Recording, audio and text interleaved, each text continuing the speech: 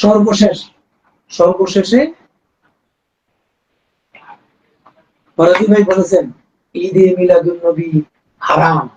ঈদে মিলাদুন নবী জশ্নে জুলুস যেটা পালন করা হয়, এটি নবীজি করেন নাই, সাহাবীরা করেন নাই, তাবেঈনরা করেন নাই, কোনো ফুকাহায়ে কেরাম করেন নাই, কোনো আইম্মায়ে মুজতাহিদিন করেন নাই, কোনো বুজুর্গানে দ্বীন যারা আউলিয়ায়ে কেরাম ছিলেন। চারজন প্রসিদ্ধ যারা চার তরিকার পীর মাশায়েখ ছিলেন, আব্দুল কাদের জিলানী রহমতুল্লাহ আলাইহি, মঈনুদ্দিন চিশতি রহমতুল্লাহ আলাইহি, এরপরে যারা ছিলেন এই আবু ইয়াজিদ আল বিস্তামি রহমতুল্লাহ আলাইহি, বাহাউদ্দিন নকশবন্দি রহমতুল্লাহ আলাইহি, তারপরে সাহারওয়ার্দী রহমতুল্লাহ আলাইহি, সব কোন আল্লাহর ওলিরা এগুলো করেন না। এটা সম্পূর্ণ বেদাত, নাজায়েজ এবং হারাম কাজ। লা হাওলা ওয়ালা কুওয়াতা ইল্লা বিল্লাহ। আব্দুল মালিক সাহেব এত খেপা খেপছে, এরপর হারাম কয় না, হারাম কয় না। কারণ একটা কোন দিনের কোন একটা বিধান হারাম অথবা ফরজ হতে হলে কতই সুবুত কতই দালালত লাগবে। যেই মূর্খরা বলেন, নাদানেরা বলেন যে মিলাদ নিয়ে এত কথা কিসের, এখন আমার এই কথাগুলো আপনারা বুঝবেন, এটা আমরা কয়েকজন বুঝলে হবে।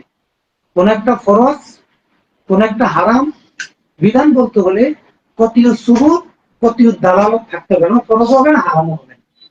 এখন লুৎফুর ভাই যে ঈদে মিলাদুন নবীকে হারাম করলেন, কতই সুবুত কতই দালালত আছে কি, আসলে কি আছে, কেউ কি দিতে পারবে?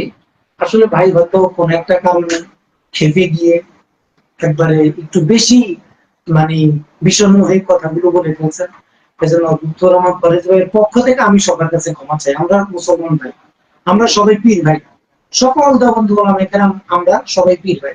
আমাদের এক ভাই যদি ভুল করে তার পক্ষ থেকে আমরা আরেক ভাই ক্ষমা চাই, কোনো সমস্যা নেই। ফরেজ ভাইয়ের পক্ষ থেকে আমি সালি হুজুরের কাছে ক্ষমা চাই, সালি হুজুরের আমরা ভক্তবৃন্দ যারা আছি সবার কাছে ক্ষমা চাই যে আসলে ফরাজি ভাইয়ের এই কাজটা মানে বর্তমান সময়ের সেরা অন্যায়ের বড় ধরনের একটা অন্যায়, বড় ধরনের একটা জুলমি কাজ হয়ে গেছে, যেটা আমরা বলেছি। আমরা কথাগুলো বলার চেষ্টা করেছি প্রমাণের ভিত্তিতে। আর ফরাজি ভাই কিন্তু কোন মুস্তাহিদ ইমামের নাম নিতে পারেন না, কোন মুস্তাহিদ ইমামের হাওয়ালা একটা কথাও বলতে পারেন না। এজন্য সকল কওমি উলামায়ে কেরামের পদযুগলে হাত রেখে বলি, আপনারা ঈদের উপর একটা মাকালা লেখেন, ঈদের উপর একটা মাকালা লেখেন, আর ইহতিফাল বিল মাউলিদের উপর একটা মাকালা লেখেন, এর আগে বেদাতের উপর একটা মাকালা লেখেন, আর কিচ্ছু লাগবে না, আর কোনো বহস লাগবে না। বহসের ডাক দেন কেন? চ্যালেঞ্জ দিলাম। কারে চ্যালেঞ্জ দেন? যে এত মিথ্যা কথা বলে, যে এত অসত্য বলে, তার সাথে আপনি চ্যালেঞ্জ দেন কেন? চালি শব্দ চরম মৃত্যু, চরম মৃত্যুর সাথে কি চ্যালেঞ্জ দেওয়া যায়? এটা তো হইল না, কথাটা তো হইল না।